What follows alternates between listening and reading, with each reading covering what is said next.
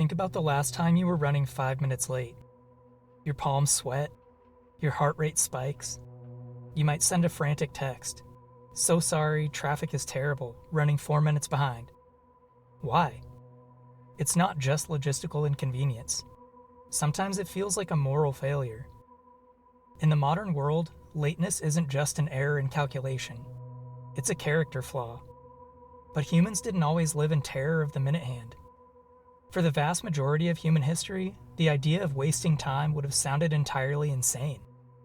We weren't born with an existential dread of the clock. We were trained to have it.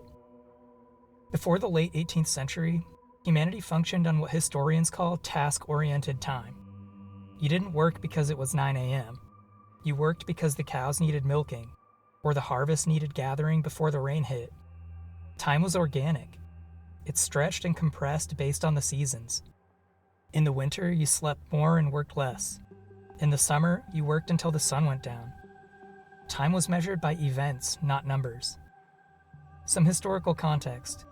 If we asked a medieval peasant how long a journey took, they wouldn't say 3 hours. They'd probably say something like the time it takes to boil 3 eggs, or half a church service. But then came the Industrial Revolution, and the steam engine didn't just change how we made things, it changed how we existed. In a factory, expensive machinery couldn't sit idle waiting for people to wander in when the sun felt right. If one worker was late, the entire assembly line could grind to a halt. For the first time in human history, labor had to be synchronized. The organic flow of task-oriented time was systematically destroyed and replaced by clock-oriented time. Here's the catch. Early factory owners faced a massive problem. Humans hated this.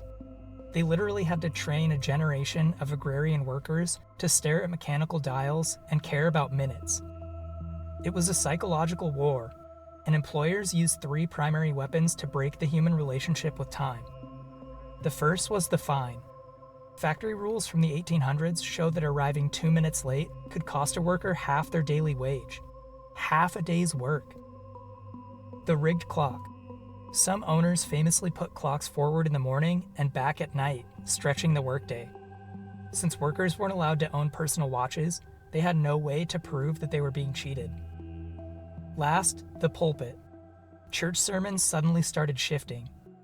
Idle hands are the devil's workshop. Punctuality was rebranded as a godly virtue. Laziness became a sin. This is the moment time became a currency. Notice how we talk about time today. We use the language of finance. We spend time. We save time. We waste time. We budget time.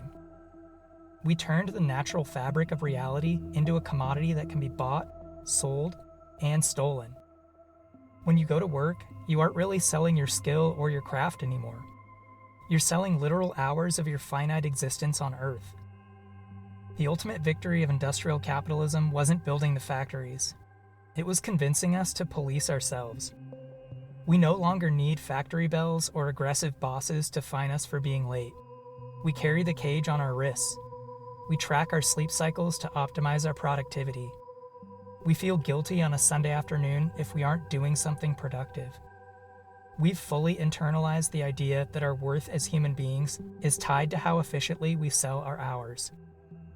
So the next time you're running 5 minutes late and you feel that wave of existential shame wash over you, take a breath.